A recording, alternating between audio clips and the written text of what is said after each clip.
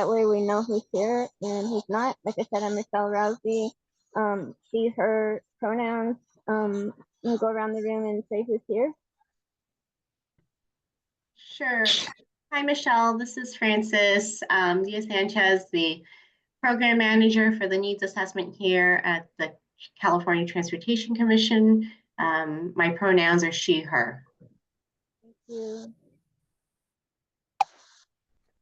Hi, Michelle. Carolyn Abrams is on. I use she, they pronouns, and I'm the Senior Advisor on Race and Equity in the Caltrans Director's Office of Equity and Tribal Affairs. Thank you. Justin? Yes, hello, my name is Justin Hall. I'm the Assistant Commission Clerk. I use he, him, they pronouns. Sasha? Hi, Michelle. This is Sasha Linker. I work in the Equity and Engagement Office for the California Transportation Commission. I am new to the commission, so you probably haven't seen my face around, and I use she, they pronouns. Anybody else that we haven't heard from yet? Okay, we will go ahead and do our land acknowledgement. Sequoia, is she here? She's not, but I could read it, Michelle. Thank you. We acknowledge that the land we now call California is the ancestral lands of the over 109 nations, tribes, and peoples. The indigenous peoples of this area have a deep reciprocal relationship with the land as its original stewards. Their ways, methods, and traditions have contributed to California's rich biodiversity and have impacted the transportation network for the state. We stand with indigenous communities and are committed to partnering and advocating for a more equitable and sustainable future. Our transportation network not only connects us to families, friends, work, and leisure, it connects us to our past and future. We embrace our past with a future commitment to inclusiveness and equity for everyone who calls this state home. I'll give it back to you, Michelle. Do you have any other land acknowledgements from members or staff that want, they want to do? Okay, I am actually on a lonely land here in the Bay Area. And I trying to, sorry guys, it takes me a minute to pull up stuff. Okay, do we have any public comment on non-agenda items? Chair, not seeing any requests to comment at this time.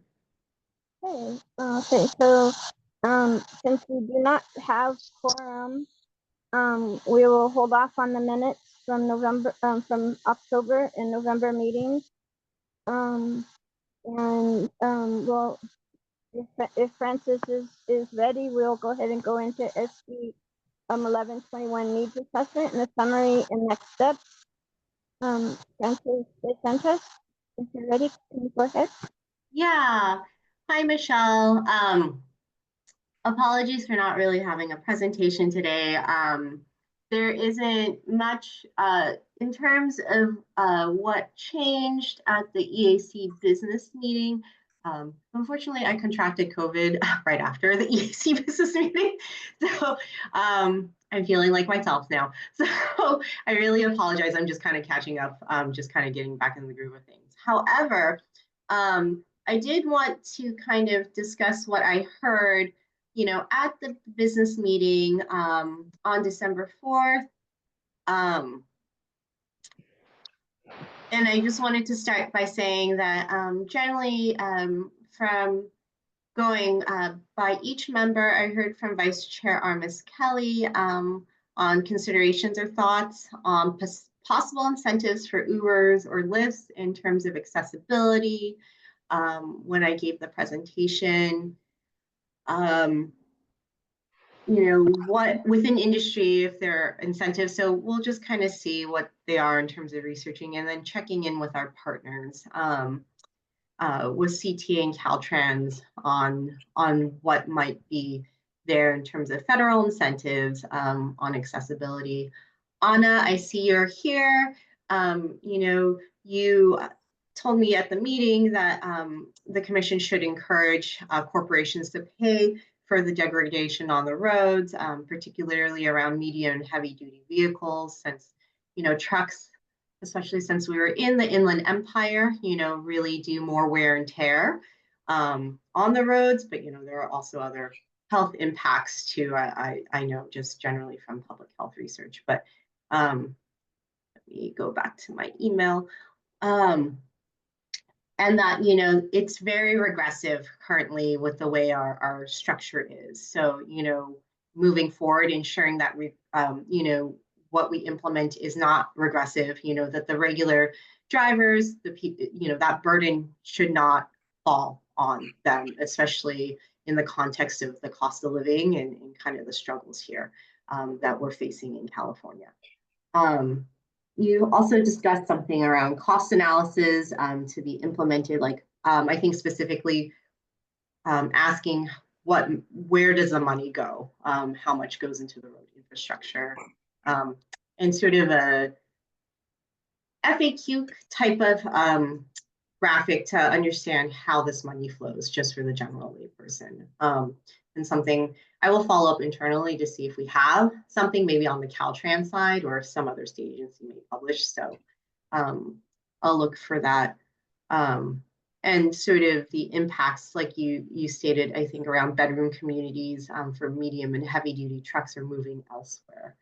It's not just the Inland Empire, but it's really, there's this impact that's really kind of distilling through the state. I know Chair Walker provided comments largely around the terminology and, really the education component for whatever we choose to move forward with is really important in the future of when we replace the gas tax. So that was generally his comments summarized. Michelle, I met with you to follow up with your additional questions and comments last week.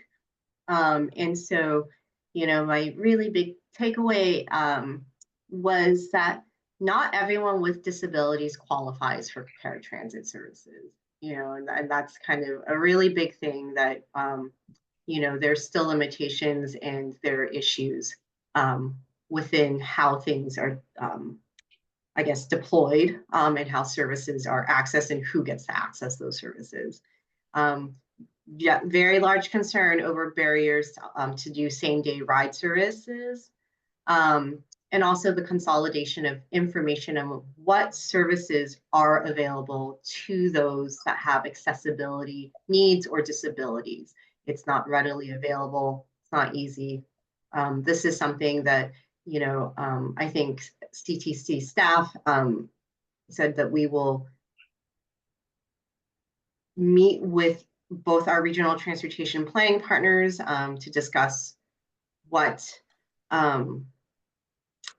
you and other DAC members have stated generally, but also with CTA, the California Transit Association, kind of talking about these general sort of services and needs within your community and what can, bringing to light and attention what something could potentially be done, particularly around consolidation of information, services available, how to access those services so they don't get cut. Because your concern was sometimes these accessibility services are made available, but people don't use them. And so it looks like, no one's using it, therefore the service will be cut. So, yeah. So in terms of actions, next steps, I have incorporated general language around the need for additional funding for accessibility. Next steps, again, is to meet with, coordinate a meeting with CTA and for us to meet with our regional transportation planning partners to understand what the specific information that they take from the consolidated plans and how it ends up in the RTP and to try to decipher, to ask them to provide us like how that information gets in there. Laura, was there anything I missed on that part there? I don't think so, Francis, unless Michelle's nodding her head like Okay. it was complete. So thank you. Yeah. And then the draft is slated to be released in a few weeks. I haven't received any additional questions or comments from other members. What if when we do, we'll review it, and whatever information will be reflected in the needs assessment will be done when we move forward and present the final needs assessment in March for a CTZ. I have a question if I can ask. Sure. With the needs assessment, what barriers or things that have come up that have made it difficult for you to get information about accessibility and accessing some of the information from the different services, whether it be ADA or different transit, because there's so many different transit systems and different entities that you're working with. What barriers have come up and what is needed as far as funding and other things to go forward? I would say the biggest barrier is it's just me. So I think just in terms of human capital, it's just me. So staffing resources there is the barrier. Another barrier or challenge is sort of the turnaround time from other staff, even in requesting the information. It takes a bit of time to get it back. And I think, at the point where I had asked or was kind of guided on just a few people to potentially reach out to, it was in October. And so it wasn't enough time to really try to get like that sort of information in this needs assessment. That said, I can reach out to my counterpart, Michelle at Caltrans, to see what additional information they have on the federal transit side. There. And I've been working with them on some of the, federal funding. But Laura has her hands up.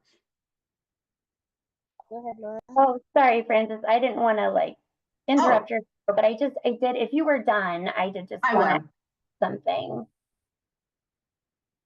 Okay, so I just wanted to underscore, what Francis said, and I also wanted to add something, which is that it's been a human capital issue, but also one thing we have learned in this process is that we need to ask for more resources from the legislature when we get these types of asks. And so just want, you to know, Michelle and Nana and others, that we understand more now the need for, more robust, for example, consultant scope on this.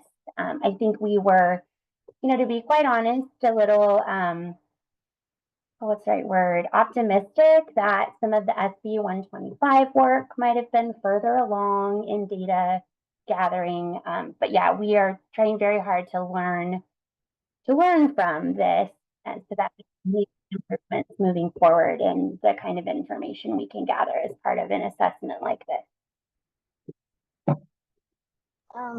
One question is and an ask that you might reach out to John Cunningham. He works with me on the DACWAC transportation. He's from Contra Costa County. He's about to retire, so some of the information he has is I think really up your alley to what you're doing, and maybe give you guys a little bit of background on what's happened over the last 20 years as far as lack of funding for certain policy changes and things like that. So this needs assessment, some of it I believe has been done over the years. It's not been consolidated in a way that is useful, and there's not been a funding sources for the policies that our senators actually put in place. And with no funding, as you found out, there's no implementation of anything, and that's what we've had with our accessible transportation for just too many years. And what I'm hoping, you know, to highlight is that you guys need to point that out too. I mean, you know, and as I told you the other day, I just want all transportation to be accessible. It doesn't matter whether you have a disability or not. That's kind of my angle. I just want it, because if you make it accessible to me with somebody with a disability or seniors, you make it accessible to everybody. So, and so I guess information is knowledge, and the sharing of that knowledge is important. And what comes across to them, yeah, you need a funding source so that you can pull this information together and get them what they need. If they're not able to fund that, then you know what work you have done over the last year or two is going nowhere. What was the name of that person that you suggested we contact? John Cunningham, and he's been on my my DACRAC subcommittee. Debbie Post has introduced him many times, and he's given many updates on stuff around accessibility and the state and the lack of stuff that they've done over the last 20 years. Like I said, they put policies for changes to make things more accessible, but when they don't fund it, which happens time and time again, it goes nowhere. And it's great to make policy change, but if you have no funding source, and at this point, the state doesn't know how much it's going to cost to overhaul the system or make changes to it that are needed. And although I appreciate the needs assessment being done, I think if we don't look at a funding source to make needed changes, things don't go anywhere. And they're not going to. They're going to stalemate again. And so, you know, with any policy that we want to support or changes, we need to look at a funding source at some point to make those changes happen. And I can get you his contact information. So somebody else had their hand up. Put it down. That might have It been was me. Carolyn, I think. Yeah, thank you. And Laura just dropped John Cunningham's email, I think. Yes, he did. Yeah, so he's really good. He's like one of the top people I look for if you're looking for this type of information. He is really good. He knows his stuff. This is what he has done with his work in Contra Costa County, and he knows his stuff. So it would probably be really good for you to connect. So yeah. Thanks, Yeah, I Michelle. can. Go ahead. Oh, I Oh, go just ahead, Laura. thank you. Yeah. Yeah, I would just want to say thank you. I think I recall John Cunningham on the DACLAC meetings.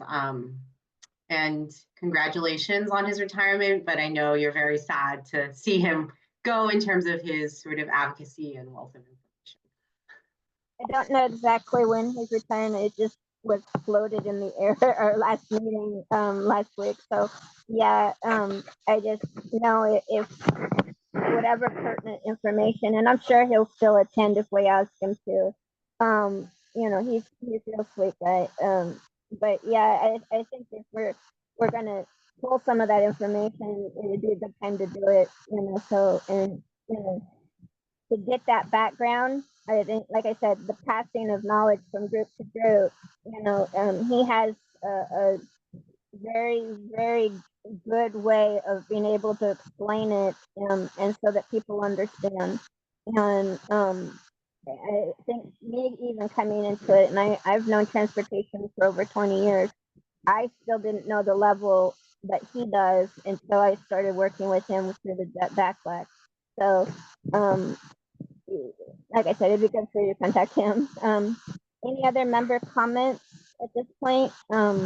Because I think just want to, Francis, and I asked you the other day if there's any other questions or things that you want from this committee, or, we do not have quorum today, so we can't necessarily vote on things, but we still can give feedback if members are willing.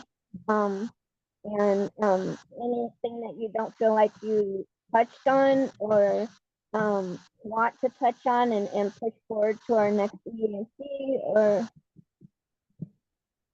what are the next steps, I guess, is where I'm at with it. So the next steps are, we are now sending the draft through review and working to publish the draft for the January commission meeting. Members will have a chance to provide additional feedback once that report is published. And, I'm happy to schedule meetings to meet with you individually or within whatever. I'm not sure about the subcommittee because I know that things are changing over next year, but I'm happy to meet with you guys if you have any additional questions or comments there. So that's for the report. And like I said, Laura, I'm going to follow up and schedule a time with CTA and Michael Pimentel to meet with Michelle, I think, to talk about some of the things that maybe the transit agencies can, kind of take hear and see, what else could be done. Thank you. I appreciate that.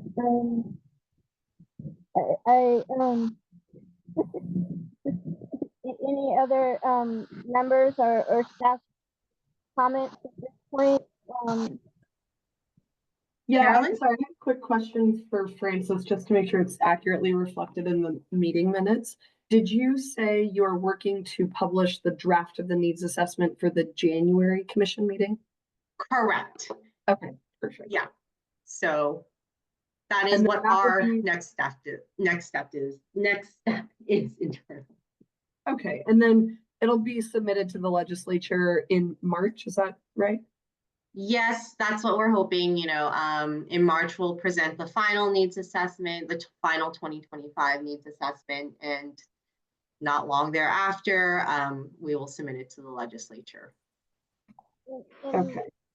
One question, Francis, and this is my understanding, that there won't be another needs assessment for 5 years, or will there be one sooner with that? The next needs assessment is supposed to be in 5 years because Senate Bill 1121 said 5 years thereafter. So there is anticipation for this, or not anticipation. It is required to be updated every 5 years.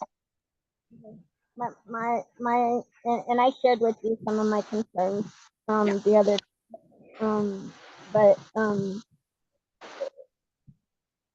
I'm concerned about that being pushed out and not having a full look at the disability and senior communities.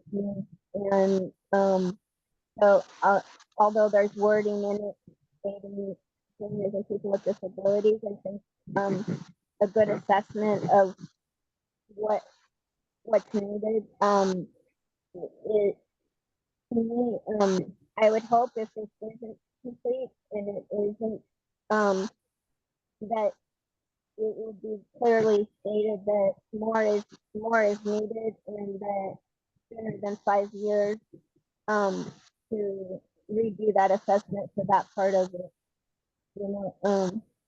So I don't know. But so and I really appreciate that you got together with me and Adina and the other group and working with me so that you understand my understanding a little bit more from where I'm coming from. I really appreciate that you have done that. Any other members comment at this point?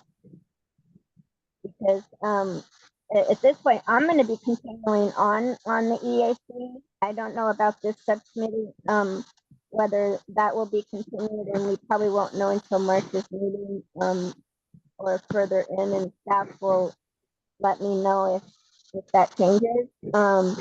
But I would like to follow this, and I don't know how other members feel, but I would like to follow it. So when it gets published and we have an opportunity to speak,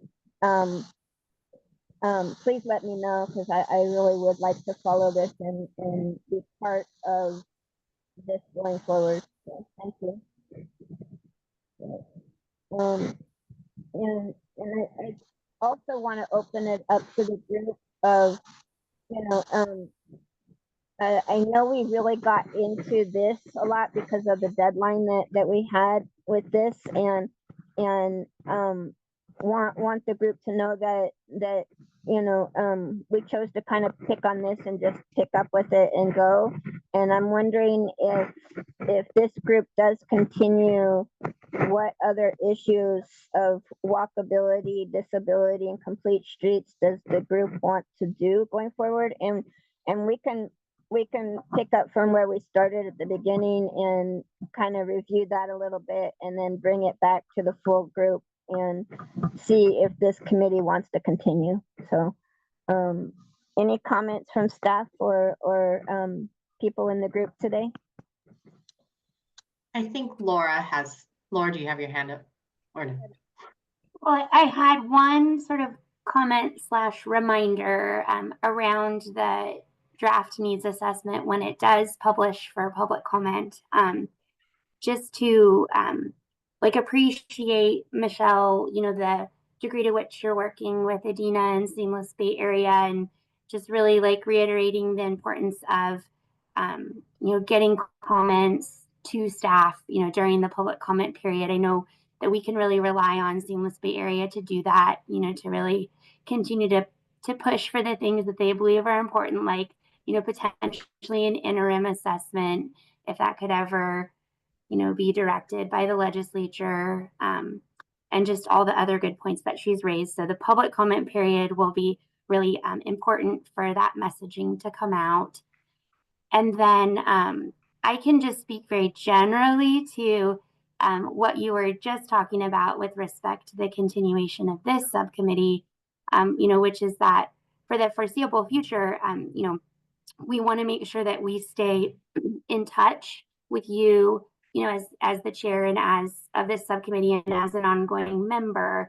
You're sort of like the link that will get us, through to the next cohort. And we will definitely make sure that we're continuing to keep you apprised, and look forward to any direction on what we may want the subcommittee to continue working on in the future, once the new cohort of EAC members starts to coalesce around that. And I don't know if any other staff on here had comments on that, but that was just my sort of response to your comments. I appreciate that. Yeah. Any other comments from staff or members of the group would be great. And if we don't have any more feedback, then we'll go ahead and we'll close out. But I don't want to. Michelle, I hate to interrupt. I'm so sorry. Laura, can I ask, when will the draft publish for public comment, or do we not know yet? I knew you were going to ask that question. Francis, when are we anticipating posting it, if everything goes? With the January CTC item. So, okay. So yeah. I know what that date is. January 17th is when everything should be posted. Perfect. Okay, thank you. I just want to make sure. I'm trying to, and just as a caveat, I'm trying to get it sent in on the 13th to be remediated, and everything good, so we can be posted online, since it is a report. So, so we are aiming for January 17th. Thank you, Carolyn. No problem. All right. Any other comments by chance, Laura? Oh, nothing further from me. Sorry, your thing popped up. So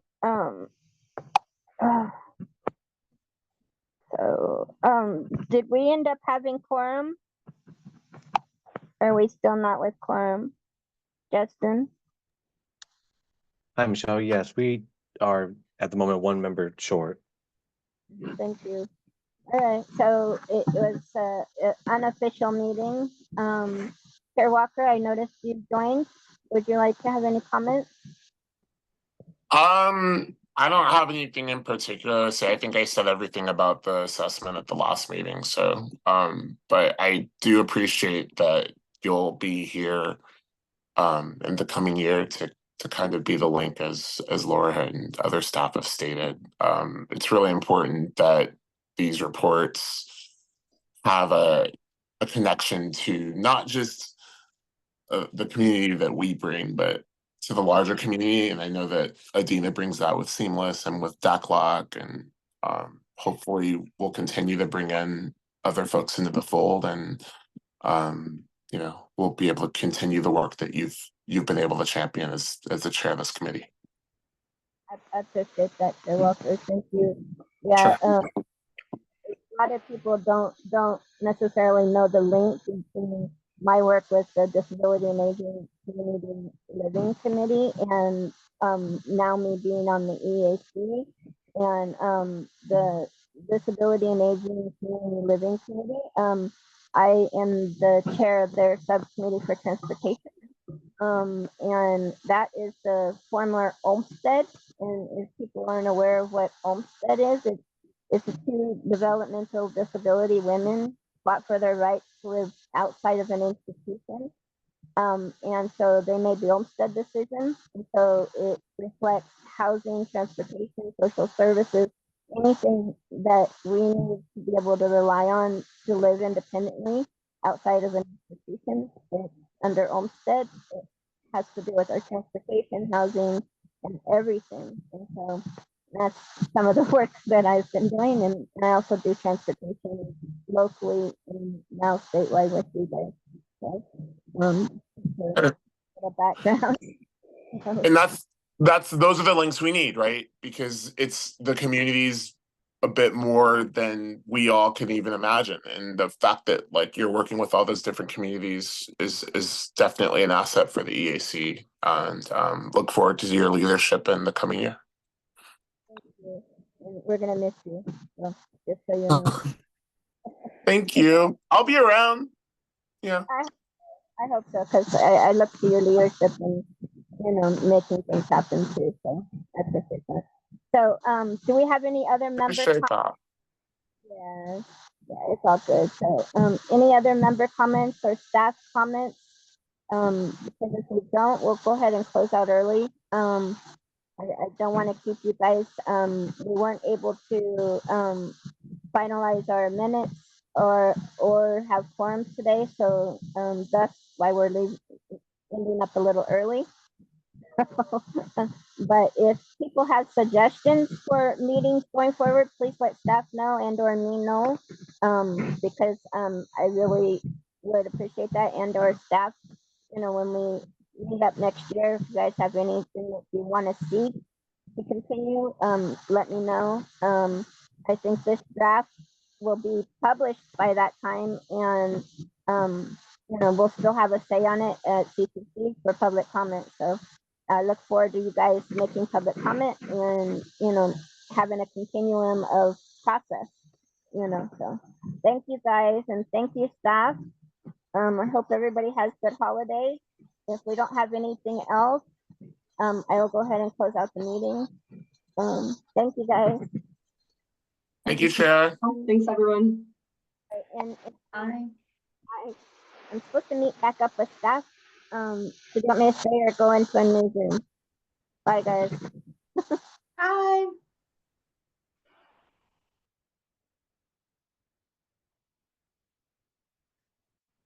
Okay, sorry, really quick. Okay, I'm gonna let Michelle know. We might not need the debrief, but I'll send you all a message. Okay, sounds good. Thanks, right. Carolyn. Thanks, Justin. Bye. Thank you. Bye.